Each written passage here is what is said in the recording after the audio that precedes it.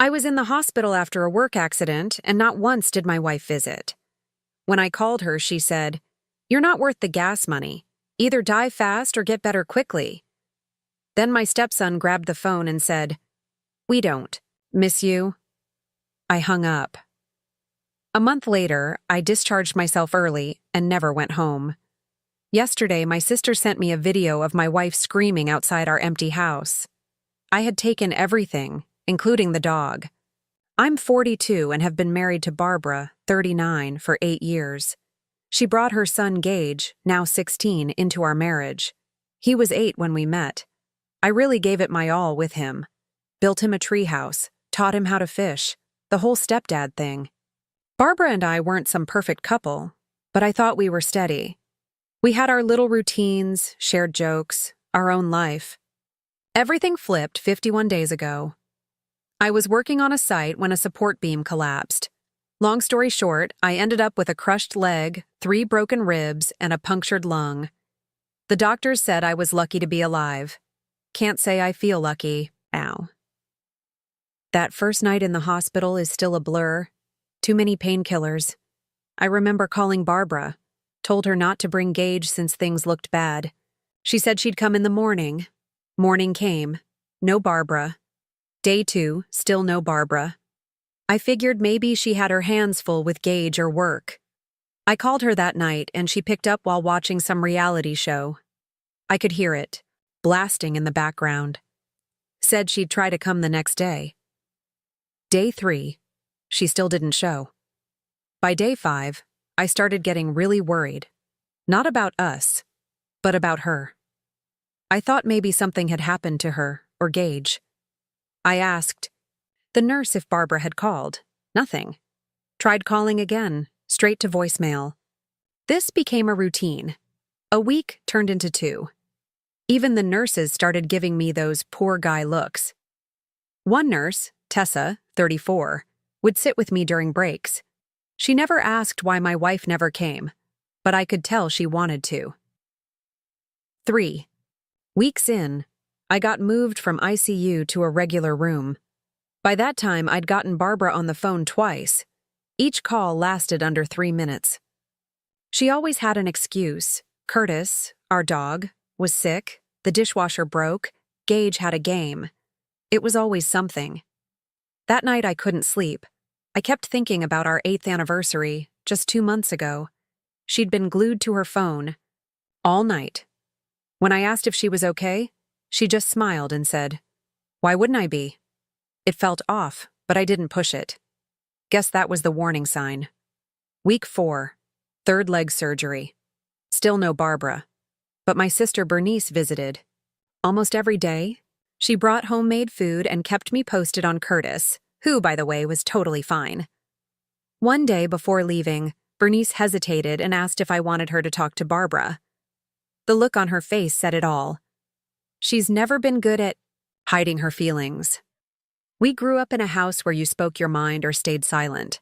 Finally, she said, 28 days, and not a single visit from your wife? That shattered something inside me, not my heart, more like the little bubble of denial I'd been living in. I asked Bernice to check our joint bank account. Call it a gut feeling or finally waking up. 2 days later, she brought my laptop and helped me log in. What I saw made my blood pressure spike so badly that a nurse came running. $6,000 gone in a month. Mostly ATM withdrawals, a few transfers to an unknown account, and a jewelry store charge. Barbara doesn't wear jewelry, just her wedding ring and the necklace I gave her last Christmas. That night, I called Barbara. She actually picked up. I didn't mention the money, just asked when she was planning to visit. The hospital's like 40 minutes away, she said, chewing something in the background. Gas is like $5 a gallon, and with everything going on, I repeated, everything else? She said, yeah, I'm basically a single parent now. Gage has things. The house needs fixing. That leaking roof isn't going to patch itself. I reminded her my sister had offered to drive her. Friends too. And we had money. At least we did before she started draining it. Then she said the words I'll never forget. You're not worth the gas money, Everett. Either die fast or heal quick, but I'm tired of waiting. I must have made a sound because she started trying to walk it back. Said she was stressed and didn't mean it. Then Gage took the phone. "We don't miss you," he said, trying to sound tough, but his voice cracked. "Mom's friend Silvio's been helping a lot." Silvio, our neighbor who moved in 6 months ago and always offered to help Barbara when I worked late. I hung up, didn't say another word. Just pressed the red button and stared at the ceiling. Morning came. Day 36 in the hospital. Tessa brought me an extra pudding with my meds. "Rough night?" she asked when she saw I hadn't touched breakfast. I told her everything, not sure why. Maybe because she was the only one who'd been kind without wanting anything. She listened quietly, then said something that stuck with me. "Some people show you who they are when life's good. Smart ones notice. The rest of us? We learn when it all falls apart." The next 2 weeks were a blur. Physical therapy, doctor visits, and quiet planning. I told the staff not to give Barbara any updates. She never called. I had Bernice bring documents from home while Barbara was at work. Made a few calls using Bernice's phone. I started watching the bank daily. More withdrawals, more weird charges. Even saw 2 plane tickets to Cancun. Barbara hates the beach. Says, "Sand gets everywhere." One afternoon, Bernice looked nervous. She'd driven past our house and saw Silvio's car there, 2 p.m. on a Wednesday. Barbara's work hours. I didn't explode. Didn't cry. Just felt this strange calm settle in, like everything finally clicked. That night, I asked Tessa what it would take to leave early. Doctors wanted me to stay at least 3 more weeks. My leg was in a massive brace. I could barely walk with a walker, but I couldn't wait. "Against medical advice?" Tessa asked. "You're still healing. Infection risk alone." "I can't stay," I told her. "Not anymore." She helped me figure out what I'd need for home care, helped me find medical supply delivery, and gave me a number for a home health nurse. Day 51, I signed the AMA papers. The doctor spent 30 minutes trying to talk me out of it. I told him staying would cost me more. Bernice picked me up in her SUV, back seats folded so I could stretch my leg. As we drove away, she asked, "Where to?" I watched the hospital disappear in the mirror. "Not home," I said. "Take me to the Staybridge on Wesley." I had booked an extended stay. "How long?" she asked. I thought of Barbara, Gage, Silvio, the missing money, the beach trip, the 8 years I wasted on someone who didn't visit me once. "As long as it takes. I've got planning to do." Bernice looked at me, then back at the road. "You're going nuclear, aren't you?" For the first time in 51 days, I smiled. "No, I'm just giving Barbara exactly what she deserves. Nothing more, nothing less." That's how Operation Empty House began. Weird flex, but okay. Others wanted instant updates. Sorry for the delay. Turns out juggling revenge and recovering from serious injuries eats up a lot of time. So, where was I? Right, the Staybridge on Westlake. Honestly, that first night was rough. The room felt huge and empty compared to the hospital. No nurses checking vitals, no beeping machines. Just me, my thoughts, and a leg that felt like it was getting stabbed nonstop. I stayed up watching some cooking competition show until 4 a.m. because the pain meds weren't cutting it. Bernice brought me breakfast the next morning. Those microwave breakfast sandwiches and the strongest coffee imaginable. She was scrolling through a neighborhood social media group when I learned Barbara had posted about her heroic husband fighting for his life and asking for prayers, using a 5-year-old vacation picture of us. She'd posted it 3 days after my accident and hadn't mentioned me again. The nerve. Bernice wanted me to call Barbara and confront her, blast her online and make it all public. Part of me wanted that too, the big messy reveal. But something Tessa said in the hospital kept playing in my head. The best revenge isn't just planned, it's patient. So instead of firing off an angry message, I opened my notes app and started a list. Find a lawyer, document assets, figure out where the money went, open a solo bank account, find a new place to live, and make Curtis my priority. Bernice helped me find a lawyer who'd come to the hotel since I still couldn't drive. Reggie showed up the next day. Jeans, sneakers, and a backpack instead of a briefcase. Not what I pictured, but exactly what I needed. He was sharp, practical, and knew messy domestic cases inside out. First thing he asked, divorce or separation? I hadn't thought that far, but the answer came out fast. Divorce, I said. Definitely. We spent 3 hours going over everything. House bought before the marriage, but refinanced together. Cars in each name, mostly joint accounts, separate retirement funds. Reggie took notes, occasionally letting out a low whistle. She hasn't visited once in the hospital? He asked. 51 days, I said. Not once. He shook his head. Then we talked about Silvio. I showed him credit card charges, bank withdrawals, and social media check-ins. Bernice had screenshotted posts from restaurants I'd never heard of, always with a friend. Reggie laid it out.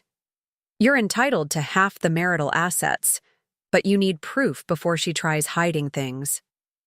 That night I couldn't sleep, not from pain, but from planning. I stared at the ceiling fan, thinking through every angle. Barbara thought I was still in the hospital. She had no idea I knew about Silvio or the money. That gave me an edge. Day 3 at the hotel, I created a new email and ordered a burner phone. Then I texted Barbara from my usual number, said doctors were keeping me longer and I'd call when I could. She replied with a thumbs-up emoji. Not even words. The next week was all about documenting. Bernice went to our house while Barbara was at work and photographed everything, every drawer, every closet. She brought back my documents, birth certificate, passport, social security card, also grabbed clothes and my backup laptop. Meanwhile, I opened new accounts at another bank, set up direct deposit for future paychecks, transferred my half of the savings, exactly half, as Reggie advised. Canceled joint credit cards, got my own. Apartment hunting on crutches wasn't ideal, but I did virtual tours and signed the lease for a ground floor unit 15 minutes from my old place. Paid the deposit with my new account. 2 weeks post-hospital, I was still using a walker, but getting stronger. Barbara had called twice. Both. Quick, both rushed. I played along, told her I was doing physical therapy twice a day and making good progress. Then Bernice told me Barbara was planning a girls' weekend in Nashville, leaving Friday back Sunday. Perfect timing. I hired movers for Saturday, paid extra for packing, made a detailed list of what was mine pre-marriage, what we bought together, and what was exclusively hers. Reggie reviewed it all and made sure it was legal. The waiting was the hardest part. By Thursday night, I was buzzing with nerves. What if Barbara canceled her trip? What if Gage stayed home? So many what-ifs. But Friday morning, Bernice confirmed. Barbara's car was gone, replaced by an airport shuttle. Saturday, Bernice picked me up from the hotel around noon. I was on crutches by then, slow but moving. We got to the house just as the moving truck arrived. 4 guys, all business. I had my keys, my list, and more determination than I'd had in months. Walking into my house after nearly 70 days felt unreal. Everything looked the same, but off, like a TV set of my old life. Photos of us still on the walls, mail on the counter, Gage's shoes in the hallway. The place was spotless, like magazine level. Clean. In 8 years of marriage, I'd never seen it that way. Guess Barbara cleaned up for Silvio, not her husband. Then Curtis heard my voice and came barreling down the stairs, 80 pounds of wiggling, whining, tail-wagging joy. He nearly knocked me over. That moment almost broke me. I had to step into the bathroom to pull myself together. The movers got to work. Bedroom set. Mine. Living room. Split 50-50. My office, garage tools, all packed up. Barbara's stuff stayed untouched. Her vanity, her closet, her crafts. Gage's room was harder. Legally, I had no right to take anything. But, emotionally, I'd helped raise him for 8 years. In the end, I left it all, except for the gaming setup I'd gifted him last Christmas. That came with me. Around 4 p.m., Bernice ordered pizza for everyone. We sat on moving blankets in the half-empty living room, eating straight from the box. One mover asked why we weren't taking everything. I just said we were dividing the household. He nodded like he'd seen it 100 times. By 7 p.m., the truck was loaded. I did one last walkthrough, making sure I only took what was mine. Stood in the bedroom a moment, looking at the wedding photo on Barbara's nightstand. I left it there. Let her deal with that. The new apartment was chaos, boxes everywhere, furniture all over the place because I couldn't help arrange much. Curtis sniffed everything, clearly confused. Bernice stayed until nearly midnight helping unpack the essentials and set up my bed. When she finally left, the place still felt like a mess. But for the first time in months, it was my mess. The silence was almost too much to bear. Just me and Curtis, sitting in a place that felt unfamiliar, yet was filled with pieces of my old life. I sat awkwardly on the couch, which was now oddly centered in the living room, scrolling through my phone. Barbara had posted photos from Nashville, her all smiles with friends, captioned with hashtags like "Check your girls' weekend" and "That's your best life." Meanwhile, the home she left behind looked like it had been raided. Sunday rolled around.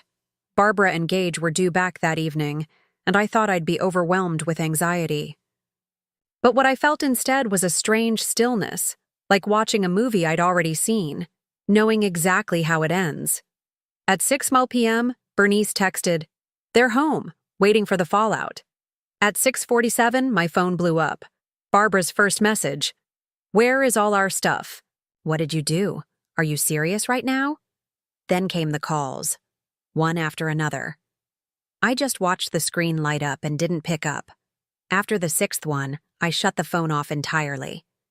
An hour later, my burner phone buzzed. Bernice. Again. "You need to see this." She'd sent me footage from her doorbell camera. She lives just down the street, and it caught Barbara standing in our front yard, yelling like a maniac, arms flailing, face twisted with rage. The sound was clear. "He took everything, even the goddamn dog. Who does this?" Curtis, hearing her voice on the video, tilted his head like he was trying to make sense of it, then calmly went back to chewing his bone. Smart dog. Later that night, I turned my regular phone back on. 17 missed calls, 32 texts, and 4 voicemails. I listened to just one. Barbara's voice was shaky.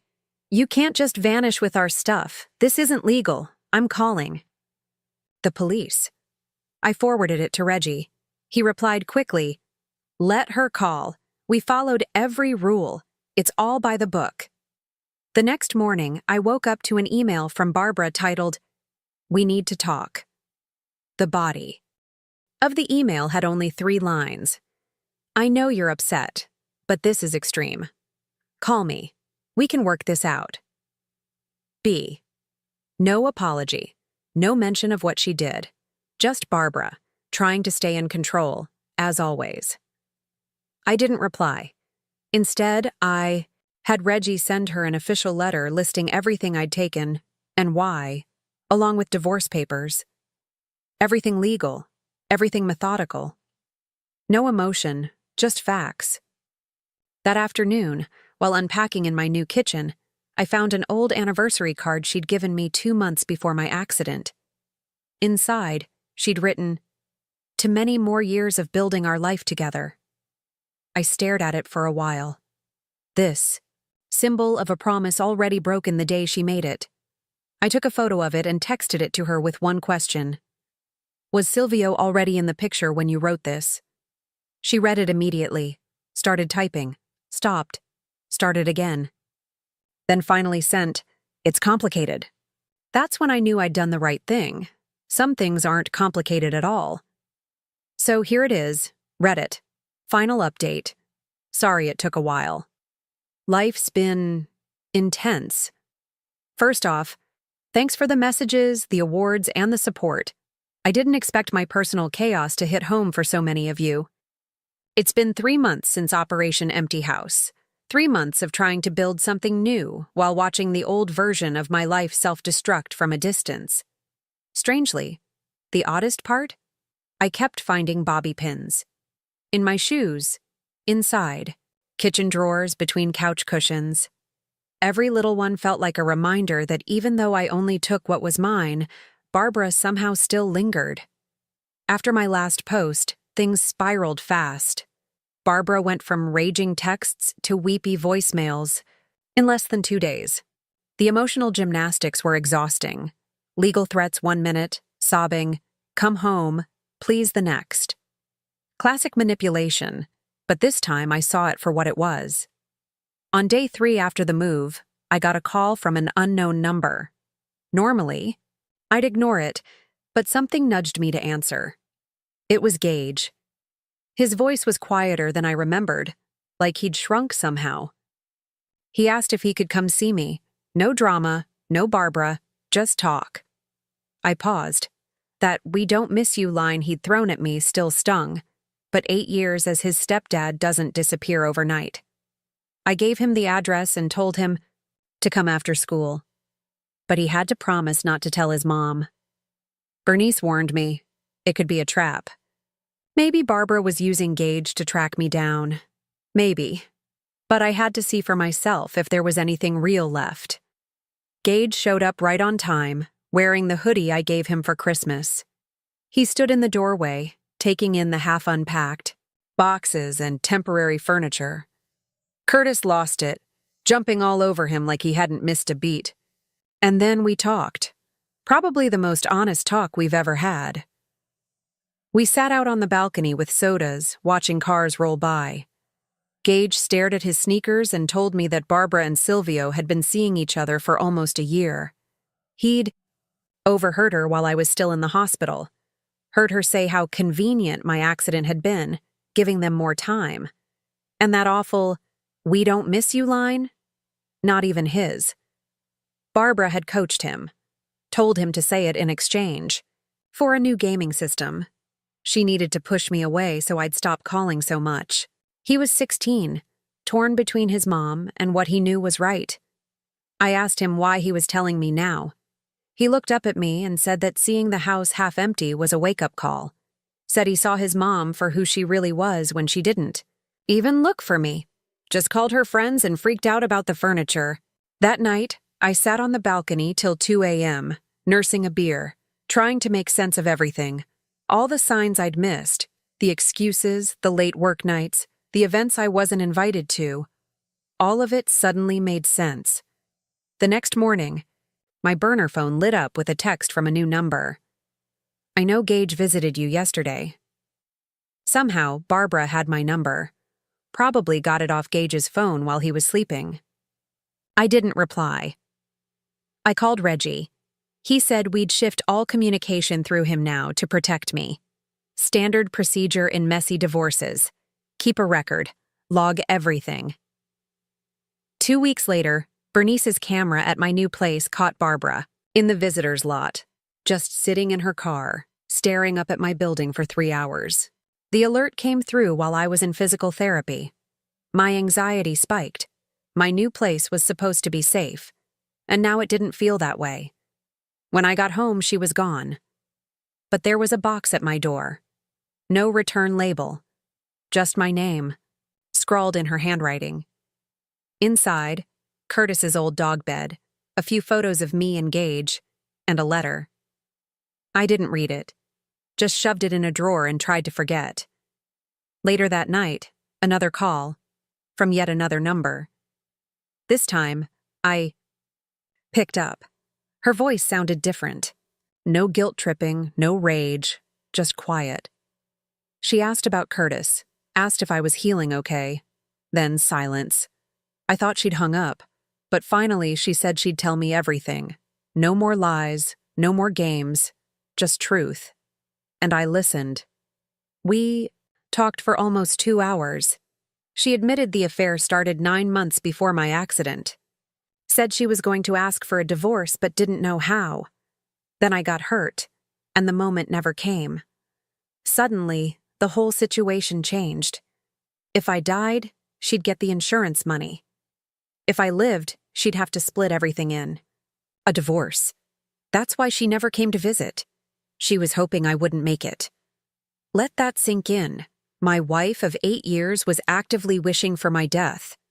When I survived, she started withdrawing money, already preparing for the inevitable split. There were Cancun tickets, a planned trip with Sylvia, all once everything was settled. The jewelry store charges, a gift for him, not for her. I listened to all of it without interrupting or reacting, just absorbing each new truth like another, brick being added to the wall between my old life and the new one. When she finished, I had just one question. Why? Why tell me this now? She laughed, but it sounded hollow, and said Silvio had broken things off the day after I moved out. Apparently, my psycho, her words, had scared him off, made him realize she wasn't worth the drama. So now she was alone in a half-empty house, with a son who barely spoke to her. I should have felt satisfaction, vindication even. Instead, I just felt tired. Tired of the games, the lies, the emotional roller coaster of it all. I told her I'd have Reggie handle everything from now on, that we had nothing left to say to each other. A week later, Gage asked if he could stay with me on weekends. He said things at home were tense. Barbara was drinking more than usual, crying at random times, picking fights over nothing. I checked with Reggie. Legally complicated but doable with Barbara's consent. Surprisingly, she agreed. Maybe out of guilt, maybe just to get a break from parenting. Either way, I cleared out the second bedroom and set it up for Gage. Nothing. Fancy, just a bed, a desk, and space for his things. The first weekend was awkward as hell. Neither of us really knew how to act around each other in this new reality. We ended up spending most of it playing video games and ordering way too much. Takeout.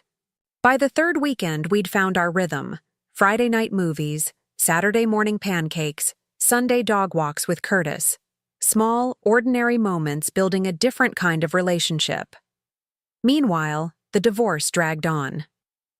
Barbara contested. Some of the property division at first, then suddenly dropped it, signing everything without argument.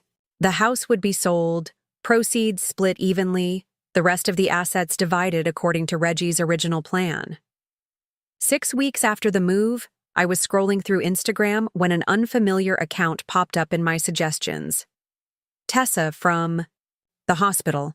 We'd exchanged numbers but hadn't stayed in touch. Her profile was mostly hiking and food pictures. Without overthinking it, I messaged her a casual check-in. She replied almost immediately. We met for coffee a few days later. Nothing romantic, just 2 people catching up. She'd changed jobs, moved to a different hospital. I showed her pictures of Curtis in his new apartment life and told her about Gage's weekend visits. She listened with that same attentive way she had in the hospital, like every word mattered. As we were leaving, she mentioned a support group for people recovering from major injuries and life changes, said it helped her after her own divorce years ago. I took the info but didn't commit. Groups weren't really my thing. But 2 weeks later, I found myself in a community center meeting room, surrounded by strangers with their own stories. I didn't say much that first time, just listened. It was oddly comforting to be around people who understood the physical and emotional toll of rebuilding life from scratch. 3 months after the move, things finally felt like a new normal. My leg was healing, still limping but no more crutches. The apartment actually looked like someone lived there instead of a storage unit. Curtis had claimed the sunny spot by the sliding door as his own. Then came the day of the final divorce. Hearing, I'd been dreading it for weeks, not because I had second thoughts, but because I had to be in the same room as Barbara again. The courtroom was smaller than I expected. Barbara sat across the aisle, wearing a dress I'd never seen before. Hair done, makeup perfect, like she was performing for an audience. When our eyes met, she gave me a tight smile that didn't reach her eyes. The hearing was surprisingly anticlimactic. The judge reviewed our agreement, asked a few clarifying questions, then made it official with a stroke of his pen. 8 years of marriage dissolved in less than 30 minutes. As we walked out, Barbara stopped me in the hallway. I thought she might cause a scene, but instead she handed me an envelope. It was a copy of our wedding photo I'd left behind. She said she thought I might want it someday, for memory's sake. I thanked her politely, tucked it into my jacket pocket, and walked away. Didn't look back. That photo went straight into the trash when I got home. That night, I got a text from Gage asking if our weekend plans were still on despite the divorce being final. Something about that message, the uncertainty, the fear of more loss, hit me hard.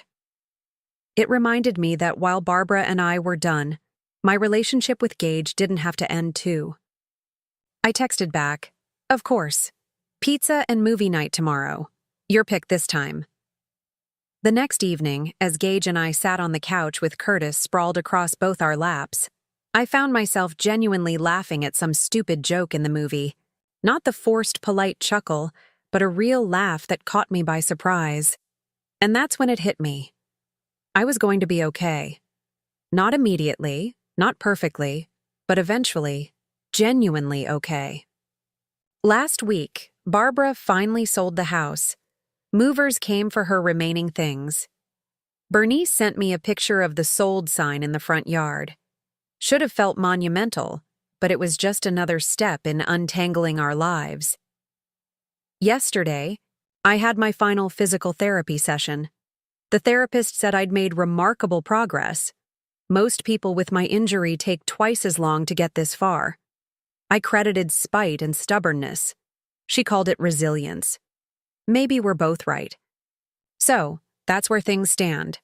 Divorce finalized, physical recovery on track, Gage visiting regularly, Curtis thriving, and me finding my way forward one day at a time. Oh, and Tessa, we've had coffee 6 times now. Dinner twice? Nothing. Rushed or forced. Just 2 people getting to know each other properly. She came over last weekend and taught Gage how to make homemade pasta. The kitchen looked like a flower bomb exploded, but it was the best meal I'd had in months. Barbara. Still texts occasionally, usually about Gage, sometimes about mail that needs forwarding, tax documents, insurance stuff. Our conversations are civil but brief.